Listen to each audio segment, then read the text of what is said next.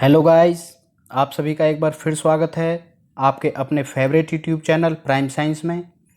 Students, आज इस video में हम समझेंगे आज की वर्कशीट नंबर 37। इस वर्कशीट में आज हम स्टार्ट कर रहे हैं एक नया चैप्टर, कार्बन व उसके यौगिक।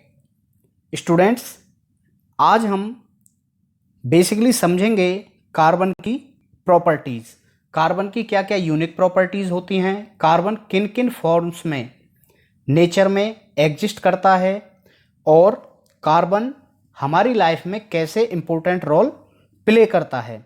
स्टूडेंट्स, यदि आपने अभी तक हमारे इस यूट्यूब चैनल प्राइम साइंस को सब्सक्राइब नहीं किया है तो प्लीज़ हमारे इस यूट्यूब चैनल को सब्सक्राइब कर लें और बेल आइकन को भी प्रेस कर दें। आप जानते हैं कार्बन को जीवन का तत्व भी कहा जाता है। ऐसा क्यों है कि कार्बन को जीवन का तत्व कहा जाता है? बच्चों, आज आप अपने चारों तरफ जो भी वस्तुएं देखते हैं, चाहे वह आपके खाने का कोई पदार्थ है या आपके कपड़े हैं, आपकी मेडिसिन्स हैं, आपकी बुक्स हैं, आपके पेन में जो इंक यूज होती है, या अपने चारों तरफ जो भी आप आइटम देख पा रहे हैं, ये सभी कहीं ना कहीं कार्बन और उसके यौगिकों से मिलकर ही बनती हैं। जो भी भोज्य पदार्थ हैं जैसे दालें, कोई भी अन्न, चाय, कॉफ़ी, शुगर, ये सभी हमारे फ्रूट्स, सब्जियां, ये सभी कार्बन व उसके यौगिकों से मिलकर बनी हुई हैं।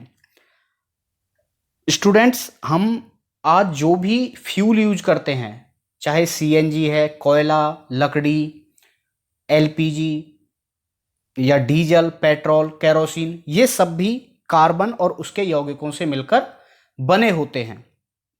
इसीलिए कार्बन को जीवन का तत्व कहा जाता है, क्योंकि कार्बन का हमारी डेली लाइफ में एक बहुत इंपॉर्टेंट रोल होता है। बच्चों, क्या आप जानते हैं कार्बन केवल हमारी अर्थ में 0.02% है और एयर की बात करें तो केवल 0.03% है। इतना कम होने के बाद भी हमारे सभी वस्तुओं को बनाने में कार्बन यूज होता है। हमारी सभी वस्तुएं कार्बन से बनी होती हैं, इसीलिए कार्बन को जीवन का तत्व कहा जाता है। बच्चों, कार्बन एक अधातु होती है। इसको कैपिटल सी से रिप्रेजेंट करते हैं। कैपिटल सी इसका सिंबल होता है और इसके अंदर 6 प्रोटॉन और 6 इलेक्ट्रॉन होते हैं, मतलब इसकी परमाणु संख्या 6 होती है। इसके यदि हम इलेक्ट्रॉनिक विन्यास की बात करें तो इसकी पहली सेल में 2 इलेक्ट्रॉन और बाहरी सेल में 4 इलेक्ट्रॉन, आप इस डायग्राम में देख सकते हैं। बाहरी सेल में 4 इलेक्ट्रॉन होते हैं। इसी 4 होती है, इसलिए इसे चतुसंयोजी भी कहा जाता है। आपने देखा होगा अधिकतर जो भी तत्व हैं उनकी वैलेंसी या तो 1, 2 या 3 होती है, या 5, 6 या 7 होती है, लेकिन कार्बन की संयोजकता 4 होती है, इसीलिए इसे चतुसंयोजी कहा जाता है। बच्चों, अब हम इसकी एक यूनिक प्रॉपर्टी के बारे में पढ़ेंगे कि कार्बन कैसे उत्कृष्ट गैस विन्यास प्राप्त करता है। यह अपने बाहर ऑक्टेट को कैसे पूरा करता है और कैसे अपने आप को स्टेबल करता है। आइए इसको समझते हैं। यदि कार्बन को उत्कृष्ट गैस विन्यास प्राप्त करना पड़े तो जैसा हमने पीछे अपनी वर्कशीट में पढ़ा आयनिक आबंध के केस में, तो यहाँ पर या तो कार्बन 4 इलेक्ट्रॉन किसी से प्राप्त कर ले या अपने ये 4 इलेक्ट्रॉन किसी को दे दे, लेकिन कार्बन के केस में ऐसा नहीं होता है। ना तो यह अपने 4 इलेक्ट्रॉन किसी को देता है और ना ही यह अपने पास किसी से 4 इलेक्ट्रॉन प्राप्त करता है। इस तरह से यह कोई भी आयनिक आबंध नहीं बनाता। हमने पीछे देखा था कि कोई भी तत्व है वह आयनिक आबंध बनाता है इलेक्ट्रॉन ट्रांसफर के कारण, लेकिन यहाँ पर उत्कृष्ट गैस विन्यास प्राप्त करने के लिए इलेक्ट्रॉनों का ट्रांसफर नहीं होता। आइए देखते हैं कि फिर कैसे कार्बन इलेक्ट्रॉन से अपनी पूर्ति करता है। कार्बन द्वारा 4 इलेक्ट्रॉन खोने के लिए अत्यधिक ऊर्जा की आवश्यकता होती है, मतलब जो इसके पास 4 इलेक्ट्रॉन हैं, यदि उनको ये किसी को देना चाहे तो इसके लिए बहुत अधिक एनर्जी की ज़रूरत है, इसलिए ये किसी को अपने इन 4 इलेक्ट्रॉन को नहीं दे पाता। और किसी से यदि 4 इलेक्ट्रॉन एक्स्ट्रा लेता है तब इसके पास टोटल 10 इलेक्ट्रॉन हो जाएंगे और इसके पास प्रोटॉन है 6। तो इस तरह से जो इसका नाभिक है वह उन 10 इलेक्ट्रॉन्स को कैरी नहीं कर पाएगा। कार्बन अन्य परमाणुओं अथवा अन्य तत्वों के परमाणुओं के साथ संयोजकता इलेक्ट्रॉनों की साझेदारी करके करता है। स्टूडेंट्स देखिए, यह एक बहुत इंपॉर्टेंट पॉइंट है। हमने पीछे पढ़ा था कि जैसे सोडियम को जरूरत होती है, उसके पास 1 इलेक्ट्रॉन एक्स्ट्रा है तो वो अपने 1 इलेक्ट्रॉन को क्लोरीन को दे देता है, लेकिन यहां पर कोई इलेक्ट्रॉन ट्रांसफर नहीं होता, यहां पर इलेक्ट्रॉन शेयरिंग होती है। इलेक्ट्रॉन एक एटम से दूसरे के पास जाते नहीं हैं, कंप्लीटली ट्रांसफर नहीं होते, बस शेयरिंग होती है। आइए उसको हम यहां समझेंगे कि इलेक्ट्रॉन शेयरिंग कैसे होती है। कुछ अन्य तत्व जैसे hydrogen, oxygen, nitrogen, sulphur, chlorine भी इसी प्रकार साझेदारी करके अपने अणुओं का निर्माण करते हैं। एक ही प्रकार या विभिन्न प्रकार के परमाणुओं की साझेदारी से बने आबंध को सहसंयोजी आबंध कहते हैं। हमने पीछे पढ़ा था आयनिक आबंध। आयनिक आबंध ऐसा आबंध जो इलेक्ट्रॉनों के ट्रांसफर के कारण बना था, लेकिन सहसंयोजी आबंध वह आबंध है जो परमाणुओं की साझेदारी शेयरिंग के कारण बना है। अभी हम आगे एग्जाम्पल से इसे समझेंगे। और स्टूडेंट्स, जिन यौगिकों में सहसंयोजी आबंध होता है उन यौगिकों को हम सहसंयोजी यौगिक कहते हैं। कार्बन अधिकतर सहसंयोजी यौगिक ही बनाता है। सहसंयोजी यौगिक के अंदर परबल आबंध होता है, लेकिन इनका अंतरा अनुक बल कम होता है। मतलब जो सहसंयोजी आबंध होते हैं, इनका जो आबंध का बल होता है वह बहुत कम होता है, इसलिए इनका गलनांक और क्वथनांक कम रहता है। इलेक्ट्रॉनों की साझेदारी नहीं होती है, साझेदारी होती है, ट्रांसफर नहीं होते हैं, इसलिए कोई आवेशित कण नहीं बनता, मतलब इसमें कोई आयन नहीं बनते। सहसंयोजी यौगिक सामान्यतः विद्युत का चालन नहीं करते हैं, विद्युत के कुचालक होते हैं। स्टूडेंट्स, एक बार देखिए, समझते हैं सहसंयोजी आबंध कैसे बनता है। हम एग्जाम्पल लेते हैं हाइड्रोजन का। हाइड्रोजन के पास हम जानते हैं केवल 1 इलेक्ट्रॉन होता है और इसको स्टेबल रहने के लिए कम से कम 2 इलेक्ट्रॉन की आवश्यकता होती है। मतलब इसकी जो सेल है उसमें 2 इलेक्ट्रॉन होने चाहिए। अब इसके पास 1 इलेक्ट्रॉन अपना है, ये 1 इलेक्ट्रॉन दूसरे हाइड्रोजन के साथ शेयर करता है। आपने देखा होगा जब भी हम हाइड्रोजन लिखते हैं तो उसे H2 लिखते हैं, क्योंकि सिंगल H स्टेबल नहीं रह सकता, इसलिए हमेशा 2 हाइड्रोजन आपस में कंबाइंड रहते हैं। ये अपने इलेक्ट्रॉन शेयर करते हैं। ये जो दूसरा हाइड्रोजन है यह इसके साथ अपने इस एक को शेयर कर लेगा। जब हम इस हाइड्रोजन को देखेंगे तो इसके पास हमें 2 इलेक्ट्रॉन दिखेंगे, और जब इसको देखेंगे तो इसके पास भी 2 इलेक्ट्रॉन होंगे। मतलब ये अपने एक एक इलेक्ट्रॉन को शेयर कर लेते हैं। इसमें इलेक्ट्रॉन एक हाइड्रोजन से दूसरे हाइड्रोजन के पास कंप्लीटली ट्रांसफर नहीं होता। यदि कंप्लीटली ट्रांसफर हो जाएगा तो इसके पास तो कोई इलेक्ट्रॉन नहीं बचेगा और यह एटम नष्ट हो जाएगा, जबकि एटम कभी भी डिस्ट्रॉय नहीं हो सकता है। तो ये क्या करते हैं, अपने इलेक्ट्रॉन को शेयर करते हैं। इस तरह से जब इलेक्ट्रॉन शेयर होता है, साझा करते हैं, तो इसे सहसंयोजी आबंध कहते हैं। इनके बीच में जो बल लगा जिसके कारण ये दोनों हाइड्रोजन आपस में एक साथ रहते हैं, इसे सहसंयोजी आबंध कहते हैं। और इस तरह के यौगिकों को हम सहसंयोजी यौगिक कहते हैं। ऑक्सीजन का ये जो आप डायग्राम देख रहे हैं, ये ऑक्सीजन का सहसंयोजी आबंध आपको शो कर रहा है। हम जानते हैं ऑक्सीजन के पास 8 इलेक्ट्रॉन होते हैं, पहली सेल में 2 और बाहरी सेल में 6 इलेक्ट्रॉन हैं। हमने देखा होगा ऑक्सीजन हमेशा O2, 2 ऑक्सीजन के परमाणु एक साथ रहते हैं, जिसे हम ऑक्सीजन का अणु कहते हैं। ये क्या करते हैं, ये भी अपने 2 इलेक्ट्रॉन शेयर करते हैं। इस ऑक्सीजन के पास आप देख रहे हैं बाहर 6 इलेक्ट्रॉन हैं, इसके पास भी 1 2 3 4 5 6 इलेक्ट्रॉन बाहरी सेल में हैं। ये दोनों आपस में 2 इलेक्ट्रॉन का शेयर करते हैं, मतलब 2 पेयर का शेयर करते हैं, मतलब 4 इलेक्ट्रॉन शेयर करते हैं। ये 2 इलेक्ट्रॉन इसके साथ शेयर होते हैं और इसके 2 इलेक्ट्रॉन इस ऑक्सीजन के साथ शेयर रहते हैं, जिसके कारण इसके पास भी 8 इलेक्ट्रॉन दिखते हैं और इसके पास भी 8 इलेक्ट्रॉन होते हैं, और इस तरह से इनके बीच में डबल बॉन्ड बनता है, द्वि आबंध। देखो हाइड्रोजन के केस में एकल आबंध था, क्योंकि इनके बीच में केवल 2 इलेक्ट्रॉन शेयर होते हैं। कह सकते हैं जब एक जोड़ी इलेक्ट्रॉन शेयर होते हैं, इनके बीच में केवल एक जोड़ी इलेक्ट्रॉन शेयर हुए तो एकल आबंध बनता है। ऑक्सीजन में 2 जोड़ी इलेक्ट्रॉन शेयर होते हैं तो द्वि आबंध बनता है, दोहरा आबंध।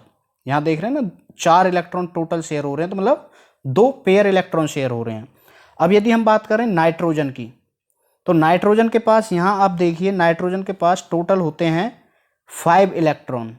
तो पहली में 2 और बाहरी में 3 इलेक्ट्रॉन होते हैं। तो ये नाइट्रोजन भी अपने इन 3 इलेक्ट्रॉन को आपस में शेयर करते हैं। तो इनके बीच में, दोनों के बीच में कुल 3 जोड़ी मतलब 6 इलेक्ट्रॉन शेयर होते हैं। इसलिए इनका जो आबंध है वह त्रिआबंध है। यहां देखिए आप, कैसा आबंध है? त्रिआबंध, ट्रिपल बॉन्ड है। तो बच्चों जो सहसंयोजी आबंध हैं वह 3 प्रकार के होते हैं, एकल आबंध, द्वि आबंध और त्रिआबंध। एकल आबंध जब एक जोड़ी इलेक्ट्रॉन शेयर हो, द्वि आबंध जब 2 जोड़ी इलेक्ट्रॉन शेयर होते हैं, और त्रिआबंध जब 3 इलेक्ट्रॉन शेयर होते हैं। ये हमको याद रखना है कि यहाँ केवल इलेक्ट्रॉन शेयर होते हैं, कंप्लीटली ट्रांसफर नहीं होते, और यहाँ पर कोई आयन नहीं बनता है। अब एक बार एग्जाम्पल देखते हैं मीथेन का। बच्चों यदि हम मीथेन की बात करें तो मीथेन का फॉर्मूला होता है CH4। आप यहाँ देखेंगे एक कार्बन है और चारों तरफ 4 हाइड्रोजन है। देखिए कैसे इलेक्ट्रॉन शेयर किया और कैसे सबने अपने ऑक्टेट को पूरा किया, अपने एटम को स्टेबल किया। यदि हम बात करें कार्बन की, तो हम जानते हैं कार्बन के पास बाहरी सेल में 4 इलेक्ट्रॉन हैं। ये कार्बन के 4 इलेक्ट्रॉन।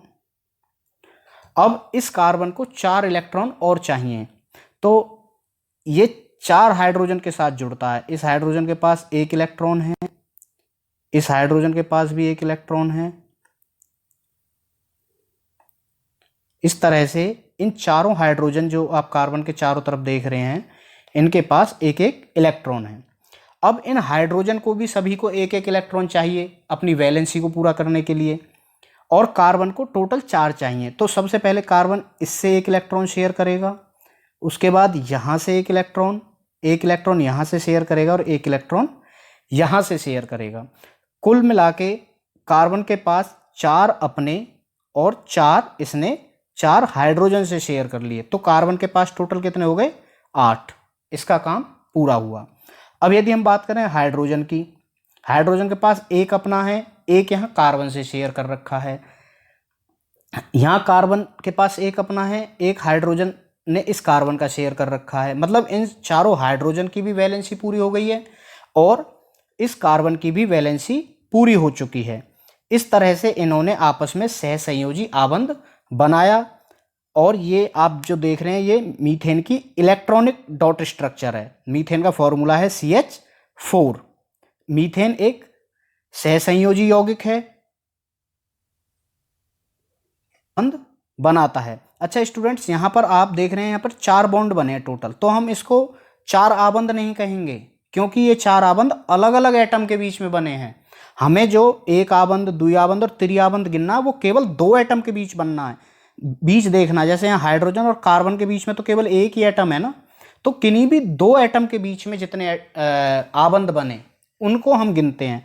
लेकिन यहाँ पर चारों अलग अलग एटम के बीच में आबंध बने हैं, तो इसलिए इनको नहीं गिनेंगे। ठीक है स्टूडेंट्स, अब इससे आगे हम अगली वर्कशीट में समझेंगे।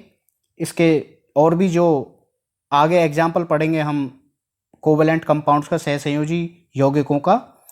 आज के लिए इतना ही था। अब इससे रिलेटेड कुछ क्वेश्चन आंसर्स हम सॉल्व करते हैं। आइए देखते हैं हमने आज क्या सीखा है। क्वेश्चन नंबर फर्स्ट, बच्चों सबसे पहले कार्बन चतुसंयोजी क्यों है? क्योंकि इसकी संयोजकता 4 होती है। ठीक है जी। नेक्स्ट है कार्बन सहसंयोजी यौगिक बनाता है, इस कथन को सत्यापित कीजिए। बच्चों हम जानते ही हैं कि कार्बन के पास बाहरी सेल में 4 इलेक्ट्रॉन होते हैं। ये ना तो 4 इलेक्ट्रॉन किसी से लेता है और ना ही 4 इलेक्ट्रॉनों को अपने को डोनेट करता है। ये बाहरी किन्हीं भी 4 इलेक्ट्रॉनों को शेयर करता है, सहसंयोजी आबंध बनाता है। इसी साझेदारी के कारण इसका जो यौगिक बनता है वह सहसंयोजी यौगिक बनता है। नेक्स्ट है सहसंयोजी यौगिकों के कोई 3 भौतिक गुण लिखिए।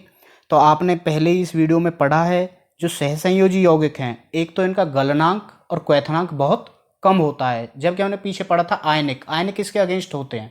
आयनिक यौगिकों का गलनांक और क्वथनांक जैसे नमक का बहुत अधिक होता है।